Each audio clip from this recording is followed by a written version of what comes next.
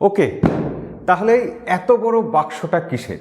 এটা কি শাওমির কোনো ফ্ল্যাগশিপ ফোন, নাকি এটা কোনো স্পেশাল ফোন, নাকি এই ফোনটা আপনাদের জানা শোনা চেনা কোনো ফোন? হ্যাঁ, আপনারা অনেকেই জানেন যে এই বক্সটাতে কি আছে শাওমির এই এত বড় বক্সে। আমরা এই বক্সটা প্রথমে খুলে ফেলি, তারপর সব কিছু আলোচনা করা যাবে। বক্সের মধ্যে OMG, আমরা এতকাল বলতাম যে আমরা বক্সের মধ্যে যে ম্যানুয়াল থাকে, কাগজপত্র থাকে, পড়ি না, আমরা অশিক্ষিতই থাকতে চাই। তো শাওমি এবার পুরো বই দিয়ে দিয়েছে, মানে আমাদের পড়াশুনো শিখিয়েই ছাড়বে। একদম বিশাল বড় একটা ক্যাটালগ। আমরা যখন বড় বড় দামি দামি টিভি বা অন্য কোনো গ্যাজেটস কিনতে যাই তখন এরকম ক্যাটালগ থাকে। এর মধ্যে কি আছে আমরা এখন পড়ে দেখবো না। ওহো, এই একটা কাগজ নয়, বক্সে আরও কাগজ আছে। শাওমি লেখা একটা বড়সড় কাগজ, ব্র্যান্ডিং।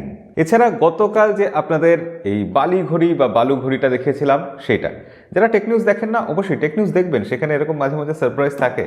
এনিওয়ে, বক্সে আর কি আছে? বক্সে একটা বাঁশ আছে। বাঁশের এই যে চোঙাটা আছে, এটা কি কাজে লাগবে? এটা আসলে একটা স্পিকারের জন্য স্ট্যান্ড, স্পিকারের সাউন্ড অ্যাম্প্লিফায়ার।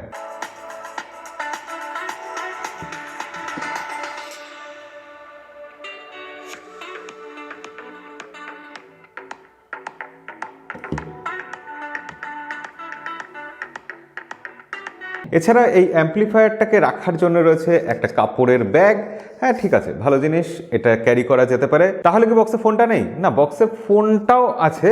ফোনটা এখানে, ফোনটা আমরা সাইডে রাখছি আপাতত, কারণ বক্সে চমকের এখানেই শেষ নয়, আরও চমক আছে।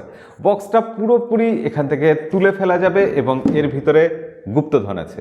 গুপ্তধন কি? গুপ্তধন বক্সের মধ্যে এরকম বড়সড় একটা কাগজের বাক্স আছে, যার মধ্যে আমরা 4টে ফোন দেখতে পাচ্ছি। আসলে 4টে ফোন না, 4টে ফোনের ব্যাক কভার বা ব্যাক সাইডের ডিজাইন। এটাকে ঠিক কভারও বলা যাবে না। এই ডিজাইনটা আসলে শাওমির এই ফোনটা যে 4টে কালারে এসেছে, সেই 4টে কালারকে দেখাচ্ছে। এর মধ্যে কোন কালারটা আপনার ভালো লাগছে? এদিক থেকে আমরা বলবো এটা 1 2 3 4। আপনার কোনটা ভালো লাগছে অবশ্যই কমেন্টে লিখে জানাবেন।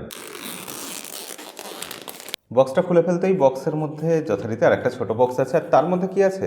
ছোট বক্সের মধ্যে আবারও কিছু কাগজ, আর তাছাড়া একটা প্লাস্টিক বা টিপিইউ কেস রয়েছে। টিপিইউ কেসের কোয়ালিটি, হ্যাঁ বেশ ভালোই মনে হচ্ছে টিপিইউ কেসের কোয়ালিটি। অবভিয়াসলি ফোনটা বক্সের মধ্যেই আছে। ফোনের কালারটা হ্যাঁ আমাদের বিরল নিতে সুবিধা হবে, এটা সাইডে রাখি। কিন্তু বক্সে যেটা সব থেকে চমক থাকার কথা সেটা এখানে। এখানে রয়েছে ইউএসবি টাইপ সি কেবল, এবং খেয়াল করে দেখুন কেবলের মাথায় আগুন লাগিয়ে দেওয়া হয়েছে, মানে বেশ লাল লাল ব্যাপার স্যাপার রয়েছে। দেখেই মনে হচ্ছে এই কেবলটার মধ্যে কিছু একটা থাকবে আর কি, স্পেশাল কিছু হবে। কেবলটা কিন্তু মোটাও, বেশ অনেকটাই মোটা। নর্মাল যে কোনো আমরা কেবল দেখি যখন, চার্জিং কেবলের তুলনায় এটা বেশ মোটা লাগছে। কেন? সেটার রহস্য এখানে লুকিয়ে আছে। এটা একটা 120 ওয়াটের চার্জিং ব্রিক, আর এই চার্জিং ব্রিকটা দেখলেই বেশ ভক্তি শ্রদ্ধা হচ্ছে। চার্জিং ব্রিকটা খুব বড় কিন্তু নয় সাইজে, এটা খেয়াল করলেই বুঝতে পারবেন। তো আমরা যদি ফোনের পাশে চার্জিং ব্রিকটা রাখি তাহলেই দেখে বুঝতে পারবেন যে সেটা কতটা বড়। অবভিয়াসলি ফোনটা দেখতে নিঃসন্দেহে খুবই সুন্দর, এবং এই ফোনের ডিজাইন প্যাটার্নের ক্ষেত্রেও শাওমি কিছু অভিনবত্ব এনেছে। আমরা দেখতে পাচ্ছি এখানে আমাদের কাছে একটা হালকা কালার দিয়েছে, আর এখানে ক্যামেরা বাম্পটা কিন্তু বেশ উঁচু, বেশ বড়ই মনে হচ্ছে। আর এই কেস লাগালে সেটা কিন্তু ক্যামেরা বাম্পটাকে বেশ প্রোটেক্ট করে দিচ্ছে। কেসটা যথেষ্ট ভালো এবং ঠিকঠাক ফিট করেছে। ফোনটা একটু বেশি চওড়া মনে হচ্ছে, আর যেহেতু ফ্ল্যাট ডিজাইন সেক্ষেত্রে আমার মতো যাদের হাত ছোট তাদের হয়তো একটু অসুবিধা লাগতে পারে। তবে হ্যাঁ, যাতে অসুবিধা না লাগে তার জন্য শাওমি ফোনটার ফ্ল্যাট ডিজাইন সত্ত্বেও এই ধারগুলো কিন্তু একটু কার্ভ করে দিয়েছে। ব্যাক সাইডে রয়েছে টাফেন গ্লাস, আর ফ্রন্টে রয়েছে 6.67 ইঞ্চি একটা গরিলা গ্লাস 5-এর 120 হার্টজের অ্যামোলেড ডিসপ্লে। আমরা ফোনটা সেট আপ করি, ততক্ষণ আপনারা সাবস্ক্রাইব করুন। আমাদের সাথে দেখা হচ্ছে আবার। নোট 10 সিরিজের ডিজাইনটা খুব বোরিং ছিল, তার থেকে এটা অনেকটা রিফ্রেশিং ডিজাইন। এবং ফোনের একদম ওপরে শাওমির আইআর ব্লাস্টার আছে। শাওমি মানে সব ফোনের জন্য আইআর ব্লাস্টার একবারে কিনে নিয়েছিল, দুনিয়ার সব আইআর ব্লাস্টার তাদের স্টকে। এছাড়া একটা সেকেন্ডারি নয়েজ ক্যান্সেলেশন মাইক রয়েছে ওপরে। এছাড়াও রয়েছে একটা স্পিকার গ্রিল, অর্থাৎ ডুয়েল স্টুডিও স্পিকার রয়েছে, ডলবি অ্যাটমসের সাপোর্ট রয়েছে। আর অবভিয়াসলি তলার দিকে আর একটা স্পিকার গ্রিল রয়েছে, যেখানে আমরা আরেকটা স্পিকার পাচ্ছি। এছাড়া একটা ইউএসবি চার্জিং পোর্ট পাচ্ছি। এছাড়া পাচ্ছি সিম ট্রে। আপনি যখন একসাথে দুটো সিম কার্ড ইউজ করবেন তখন কোনো মেমোরি কার্ড লাগানো যাবে না, কিন্তু আপনি যদি মেমোরি কার্ড লাগাতে চান তাহলে একটা সিম কার্ড আপনাকে সরিয়ে রাখতে হবে।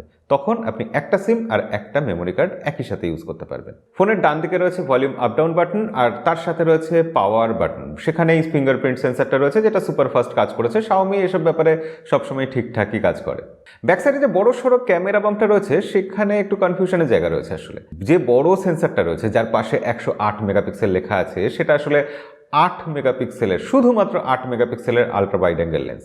আর 108 মেগাপিক্সেল ক্যামেরাটা তাহলে কোথায়? সেটা রয়েছে তার ঠিক তলায়। ছোট ক্যামেরাটা রয়েছে একটা 2 মেগাপিক্সেল ম্যাক্রো লেন্স। Xiaomi আগে 5 মেগাপিক্সেল ম্যাক্রো লেন্স দিত, কিন্তু দিনকাল এরকমই পড়েছে।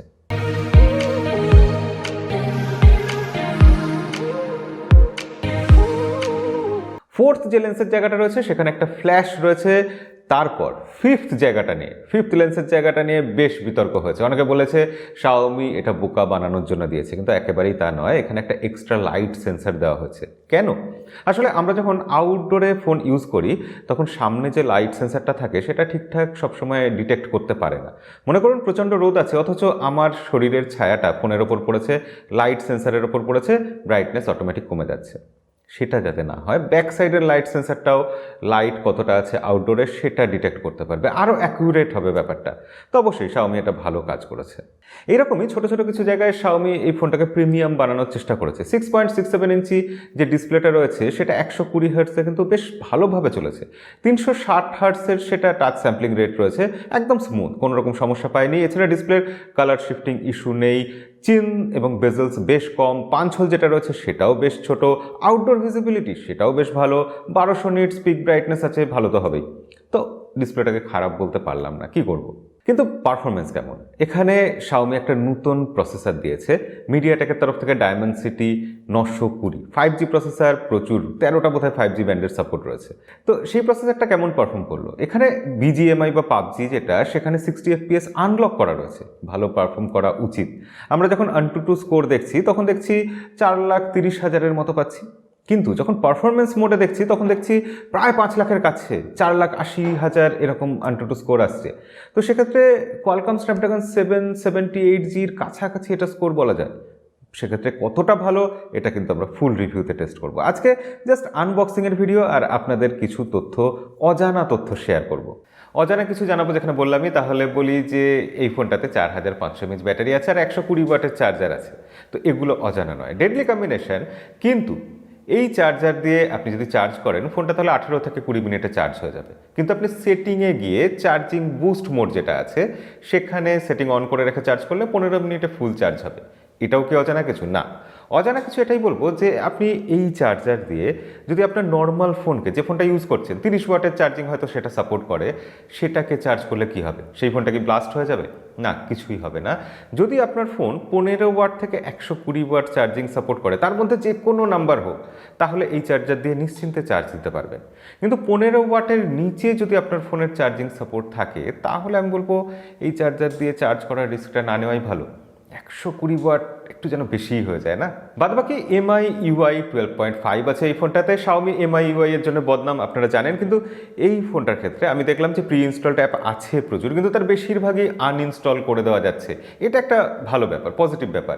এবং নোটিফিকেশান, বিভিন্ন রকম বিজ্ঞাপন আসা, সেই ব্যাপারগুলো কিন্তু এই ফোনে আমি এখন অবধি পাইনি। তো সেক্ষেত্রে MIUI একটা ফিচার ভর্তি, ফিচার রিচ একটা ইউআই, যেটা এখানে এই ফোনে অন্তত আমি ঠিকঠাক কাজ করতে দেখলাম। আর কি থাকে? দামের ব্যাপারটা খুব ইম্পর্টেন্ট। এই ফোনটা 27,000 রুপিতে 6GB 128GB ভেরিয়েন্টটা লঞ্চ হয়েছে, তারপর একটা 8GB 128GB রয়েছে। এখন অফার প্রাইসে কার্ড ডিসকাউন্ট দিয়ে, বিভিন্ন ডিসকাউন্ট দিয়ে এটা 24 থেকে 25,000 রুপিতে পাওয়া যাচ্ছে। সেক্ষেত্রে এই দামে কি এই ফোনটা নেওয়া উচিত? মাথায় রাখতে হবে এর সাথে আরও একটা ফোন লঞ্চ হয়েছে, Xiaomi 11i। সেটা হাইপার চার্জ নয়, সেটাতে কিন্তু ফাস্ট চার্জিং আছে এবং সেটা 67 ওয়াটের ফাস্ট চার্জিং। সেটা লঞ্চ হয়েছে 24,000 রুপিতে। ইন্ট্রোডাক্টরি প্রাইসিংয়ে অফার দিয়ে 21,500-তে পাওয়া যাচ্ছে। তো সেক্ষেত্রে 21,500 রুপি দিয়ে এই ফোনটা with 5160 mAh battery, 67 watt charger, আমার মনে হয় নিলে খুব একটা লস হবে না। এবং তার সাথে আপনি যদি সত্যি টেক স্যাভি হন, 120 ওয়াটের চার্জার এক্সপিরিয়েন্স করতে চান, জীবনে প্রচুর তাড়াহুড়ো থাকে, তাহলে এক্সট্রা কিছু টাকা খরচা করে এই চার্জার দেওয়া এই হাইপার চার্জ ফোনটা অবশ্যই নিতে পারেন। আর সেক্ষেত্রে আপনি যদি এই চার্জারটা শুধু আলাদা করে কিনতে চান, সেটাও Xiaomi বিক্রি করছে, সেটাও আপনি দেখতে পারেন।